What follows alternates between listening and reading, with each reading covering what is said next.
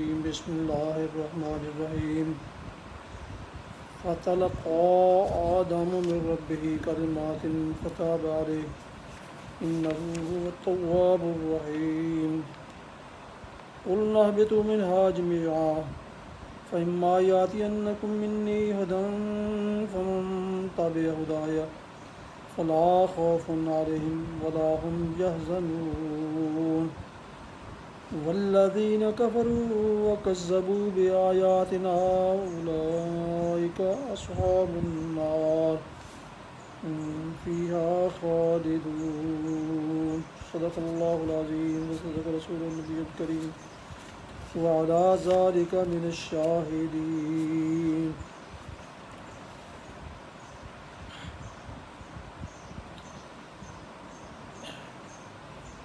نبی آپ نے سورہ البقرہ کی آیات 37 تا 39 سماعت فرمائے. اب اس کا ترجمہ سماعت فرمائے. فتلقى آدم من ربه كلمات فتاب عليه. اس وقت آدم نے اپنے رب سے چند کلمات سیکھ کر توبہ کی جس کو اس کے رب نے قبول کر لیا کیونکہ وہ بڑا معاف کرنے والا رحم فرمانے والا ہے. قلنا اهبطوا منها جميعا. ہم نے کہا کہ تم سب یہاں سے اتر جاؤ. پھر جو میری طرف کوئی ہدایت تمہارے پاس پہنچے تو جو لوگ میری اس ہدایت کی پیروی کریں گے ان کے لیے کسی خوف اور رنج کا موقع نہ ہوگا. والذین کفروا وکذبوا بآیاتنا اولئک اصحاب النار هم فیہا خالدون. اور جو اس کو قبول کرنے سے انکار کریں گے اور ہماری آیات کو جھٹلائیں گے وہ آگ میں جانے والے لوگ ہیں جہاں وہ ہمیشہ رہیں گے.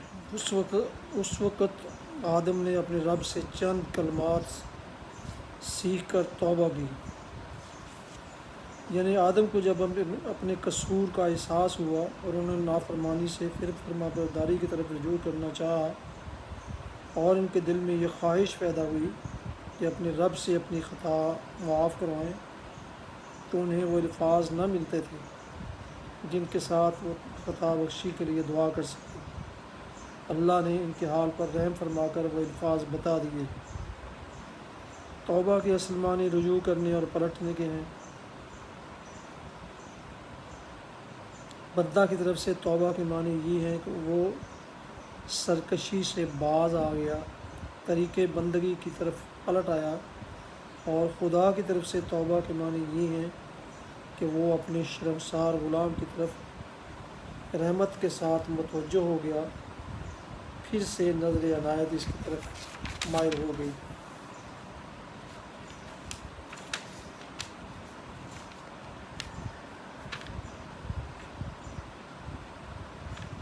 کیونکہ وہ بڑا معاف کرنے والا اور رحم فرمانے والا ہے.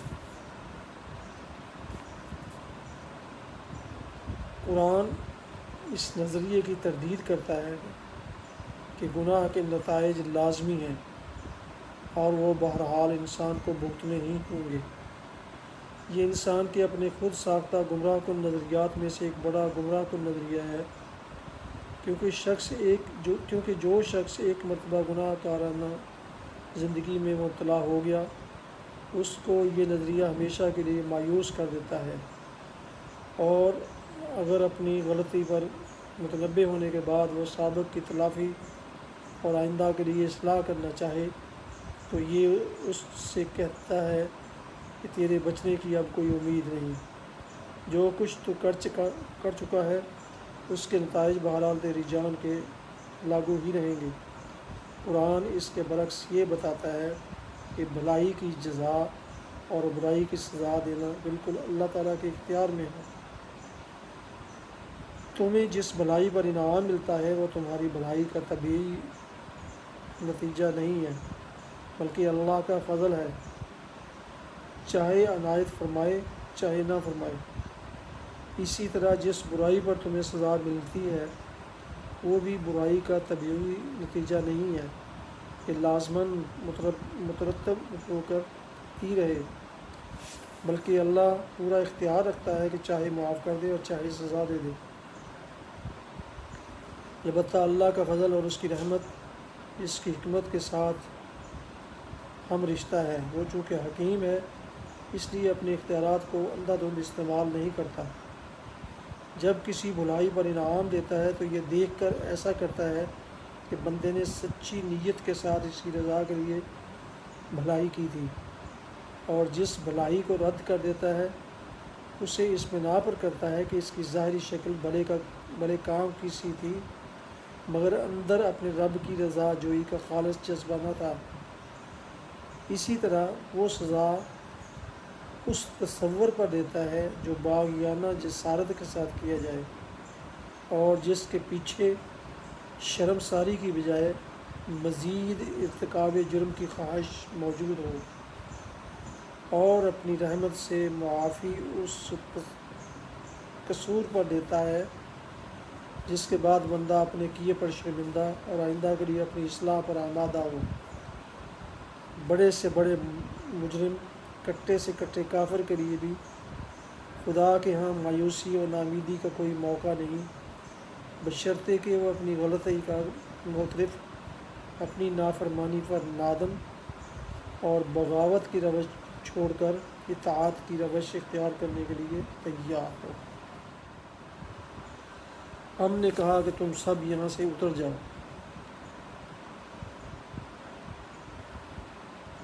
اس فقرے کا دوبارہ اعادہ معنی خیز ہے۔ اوپر کے فقرے میں یہ بتایا گیا ہے کہ آدم نے توبہ کی اور اللہ نے قبول کر لی۔ اس کے معنی یہ ہوئے کہ آدم اپنی نافرمانی پر عذاب کے مستحق نہ رہے۔ گناہ گاری کا جو داغ ان کے دامن پر لگ گیا تھا وہ دھو ڈالا گیا۔ نہ یہ داغ ان کے دامن پر رہا، نہ ان کی نسل کے دامن پر، اور نہ اس کی ضرورت پیش آئی کہ معاذ اللہ خدا کو اپنا اکلوتا بھیج کر نوع انسانی کا کفارہ ادا کرنے کے لیے سولی پر چڑھوانا پڑتا۔ برعکس اس کے اللہ نے آدم علیہ السلام کی توبہ ہی قبول کرنے پر اکتفا نہ فرمایا، بلکہ اس کے بعد انہیں نبوت سے بھی سرفراز کیا تاکہ وہ اپنی نسل کو سیدھا راستہ بتا کر جائیں۔ اب جو جنت سے نکلنے کا حکم پھر دہرایا گیا ہے تو اس سے یہ بتانا مقصود ہے کہ قبول توبہ کا یہ مقتضا نہ تھا کہ آدم کو جنت ہی میں رہنے دیا جاتا اور زمین پر نہ اتارا جاتا۔ زمین ان کے لیے دارالعذاب نہ تھی، وہ یہاں سزا کے طور پر نہیں اتارے گئے بلکہ انہیں زمین کی خلافت ہی کے لیے پیدا کیا گیا تھا۔ جنت ان کی اصلی جائے قیام نہ تھی، وہاں سے نکلنے کا حکم ان کے لیے سزا کی حیثیت نہ رکھتا تھا۔ اصل تجویز تو ان کو زمین ہی پر اتارنے کی تھی، البتہ اس سے پہلے ان کو اس امتحان کی غرض سے جنت میں رکھا گیا تھا جس کا ذکر اوپر حاشیے میں کیا جا چکا ہے۔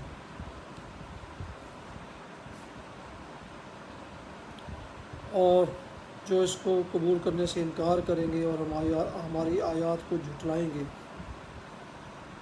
آیات جمع ہے آیت کی۔ آیت کے اصل معنی اس نشانی یا علامت کے ہیں جو کسی چیز کی طرف رہنمائی کرے۔ قرآن میں یہ لفظ 4 مختلف معنوں میں آیا ہے۔ کہیں اس سے مراد محض علامت یا نشانی ہی ہے، کہیں اسرار کائنات کو اللہ کی آیات کہا گیا ہے، کیونکہ مظاہر قدرت میں سے ہر چیز اس حقیقت کی طرف اشارہ کر رہی ہے جو اس ظاہری پردے کے پیچھے مستور ہے۔ کہیں ان معجزات کو آیات کہا گیا ہے جو انبیاء علیہم السلام لے کر لاتے تھے، کیونکہ یہ معجزے دراصل اس بات کی علامت ہوتے تھے کہ یہ لوگ فرما روائے کائنات کے نمائندے ہیں۔ کہیں کتاب اللہ کی فکروں کو آیات کہا گیا ہے، کیونکہ وہ نہ صرف حق اور صداقت کی طرف رہنمائی کرتے ہیں بلکہ فی الحقیقت اللہ کی طرف سے جو کتاب بھی آتی ہے اس کے محض مضامین ہی نہیں، اس کے الفاظ اور انداز بیان اور طرز عبادت تک میں اس کے جلیل القدر مصنف کی شخصیت کے آثار نمایاں طور پر محسوس ہوتے ہیں۔ ہر جگہ عبارت کے سیاق و سباق سے بآسانی معلوم ہو جاتا ہے کہ کہاں آیت کا لفظ کس معنی میں آیا۔ وہ آگ میں جانے والے لوگ ہیں جہاں وہ ہمیشہ رہیں گے۔ یہ نسل انسانی کے حق میں ابتدائی آفرینش سے قیامت تک کے لیے اللہ کا مستقل فرمان ہے، اور اسی کو تیسرے رکوع میں اللہ کے عہد سے تعبیر کیا گیا ہے۔ انسان کا کام خود راستہ تجویز کرنا نہیں ہے، بلکہ بندہ اور خلیفہ ہونے کی دو گنا حیثیتوں کے لحاظ سے اس پر مامور ہے کہ اس راستے کی پیروی کرے جو اس کا رب اس کے لیے تجویز کرے، اور اس راستے کے معلوم ہونے کی دو ہی صورتیں ہیں: یا تو کسی انسان کے پاس براہ راست اللہ کی طرف سے وحی آئے، یا پھر وہ اس انسان کا اتباع کرے جس کے پاس وحی آئی ہو۔ کوئی تیسری صورت یہ معلوم ہونے کی نہیں ہے کہ رب کی رضا کس راہ میں ہے۔ ان دو صورتوں کے ما سوا ہر صورت غلط ہے، بلکہ غلط ہی نہیں، سراسر بغاوت بھی ہے، جس کی سزا جہنم کے سوا اور کچھ نہیں۔ صدق اللہ العظیم و صدق رسول النبی الکریم وعلی ذلک من الشاہدین والشاکرین۔